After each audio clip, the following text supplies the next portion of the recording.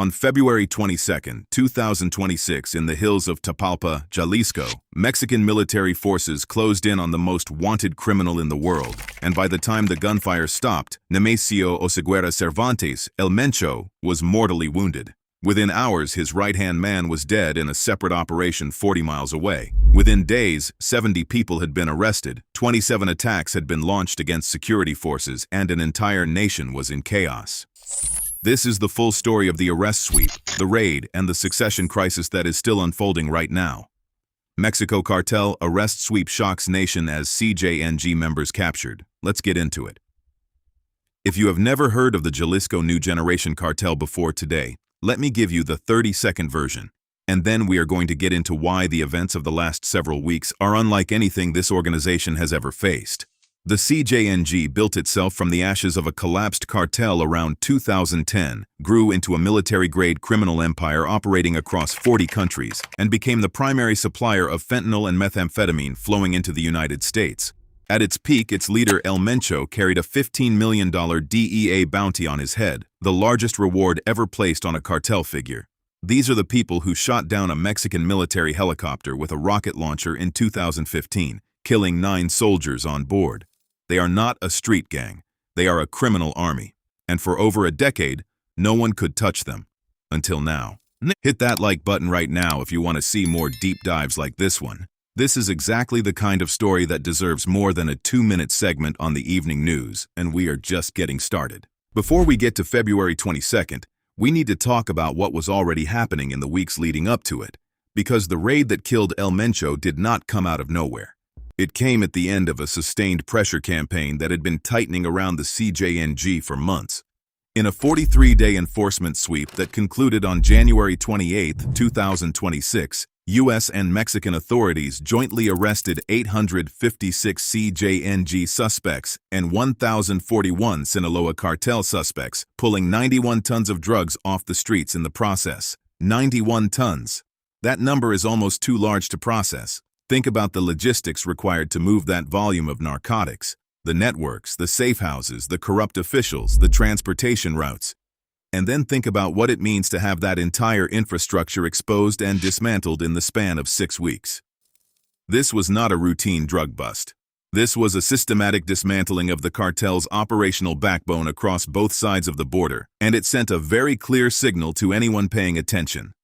The walls were closing in. Comment below what you think about the fact that 91 tons of drugs were seized in 43 days and most people had no idea this was happening.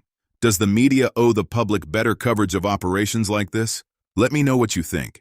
And while all of that was unfolding, Mexican intelligence had been tracking something far more significant. A location. A specific location in the mountainous municipality of Tapalpa, deep in Jalisco state. The kind of place a man goes when he wants to disappear. The kind of place El Mencho had been using to stay alive and free for over a decade. February 22, 2026, Mexican military forces move on Tapalpa. Troops exchange fire with cartel operatives at the scene. 4 people are killed outright. 3 more are wounded, and among the wounded is El Mencho himself. He is taken by air, being transported to Mexico City for medical attention, and somewhere over Jalisco, the most wanted criminal on the planet dies.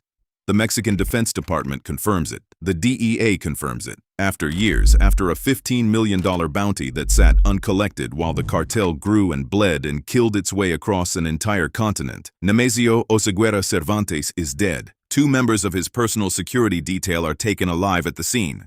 Those 2 men, whose names have not been publicly released, become the first people ever arrested with direct, confirmed proximity to El Mencho during an active operation. Not associates, not distributors. The men who were standing next to him when the military came.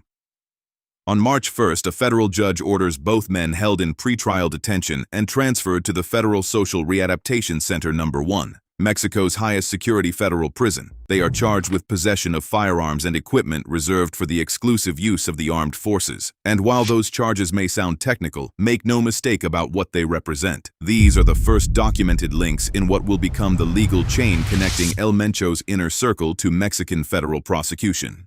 Every conversation these men have with investigators, every name they provide, every operational detail they remember, All of it becomes intelligence that the Mexican government will use to hunt whoever steps into the vacancy El Mencho left behind.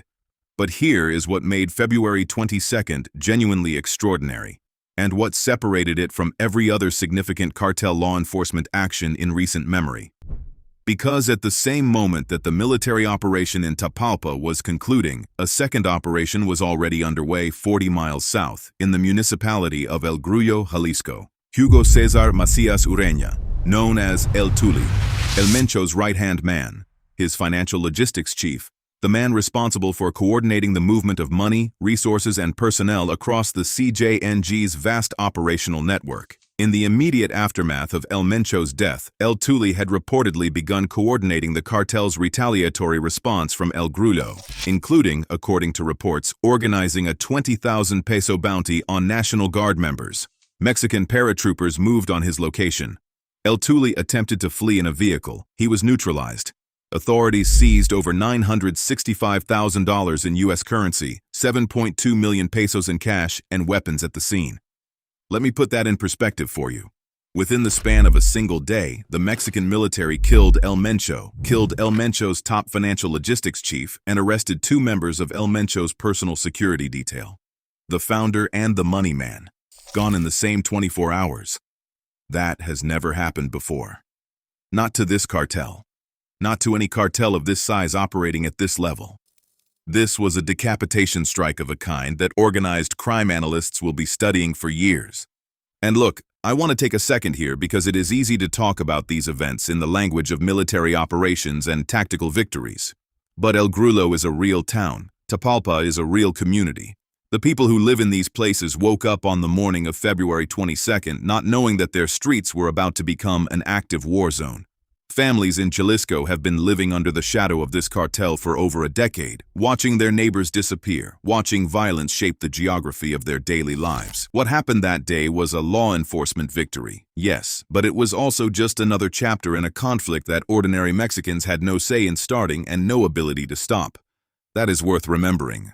Make sure you are subscribed if you are not already. We are going to keep following this story as it develops, and the succession chapter we are about to get into is genuinely one of the most dangerous open questions in organized crime right now. Now, back to February 22nd.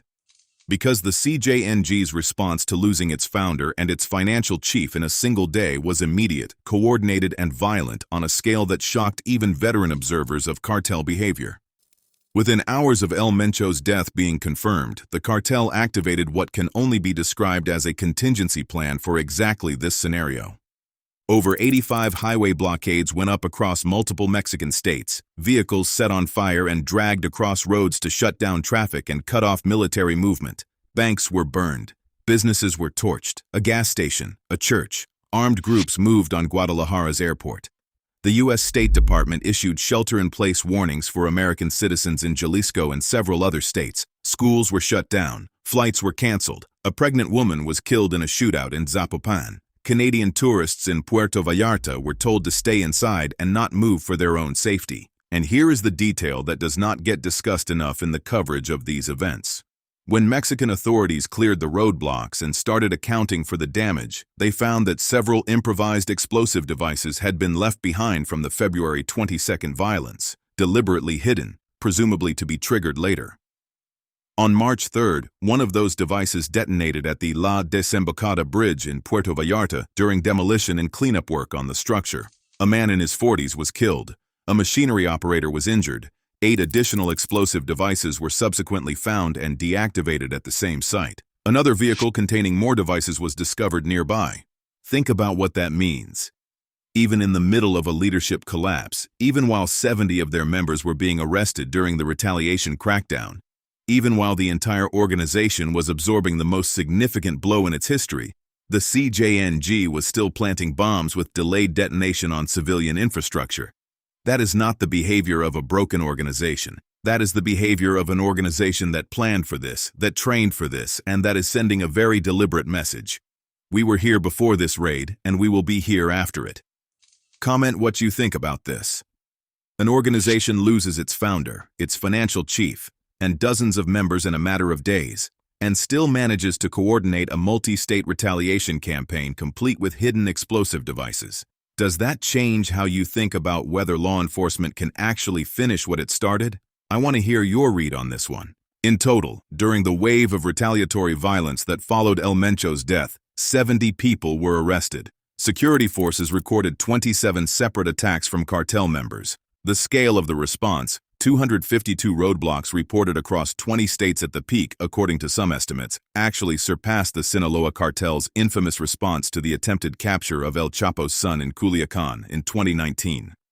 The CJNG, even in the immediate aftermath of losing its founder, mobilized a larger visible retaliation than the Sinaloa cartel did when it was fighting to save El Chapo's bloodline.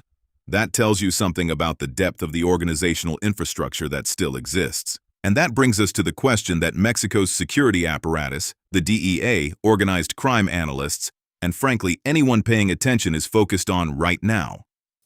Who runs the CJNG next? On February 27, 2026, Mexico's security chief Omar Garcia Harfuch publicly confirmed that 4 specific individuals are currently under active investigation as potential CJNG successors. He acknowledged that 2 of them are considered most likely to attempt to consolidate power, and the names he put on that list are going to matter enormously for what happens in Mexico over the next several months. The first name is LRR, Ricardo Ruiz Velasco. He is one of the CJNG's most powerful regional commanders, controlling key border trafficking corridors into the United States. He has built a faction within the cartel that operates with significant autonomy and has its own territorial base of power. If LRR moves to claim leadership of the full organization, he has the resources and the manpower to back that claim. The second name is El Jardinero, Audius Flores Silva, another powerful regional leader operating in a geographically distinct area from LRR. And here is where it gets dangerous. Analysts who track cartel structure have noted that LRR and El Jardinero control separate, largely independent power bases within the CJNG's franchise structure, meaning that rather than one of them deferring to the other, the more likely outcome is that both attempt to hold their territory and neither recognizes the other's authority over the full organization. That is the opening chapter of a fragmentation. And cartel fragmentation, historically, does not produce less violence. It produces more. The third name is El Sapo, Hugo Gonzalo Mendoza Gaitan, another regional operator with ties to CJNG's core operations, less publicly visible than LRR or El Jardinero, but listed by Garcia Harfuch as a genuine contender, which means Mexican intelligence has reason to believe he has both the ambition and the support structure to make a move. And then there is the fourth name, the one that carries the most symbolic weight, Juan Carlos Valencia Gonzalez, known as El Pelon, also referred to as R3. He is El Mencho's stepson, a 41-year-old California native with dual U.S.-Mexican citizenship.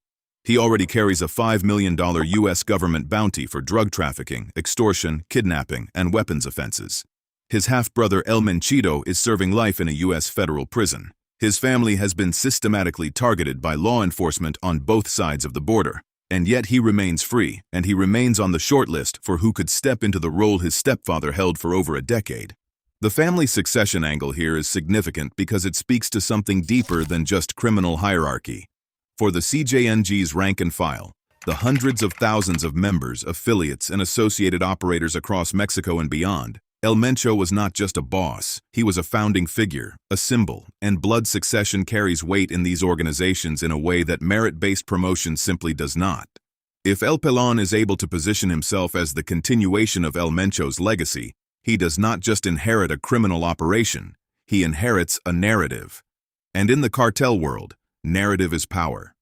Here is the honest assessment of where things stand right now as of mid-March 2026. The CJNG has absorbed damage it has never experienced before. Its founder is dead. Its financial logistics chief is dead. Its founder's son is serving life in a U.S. federal prison.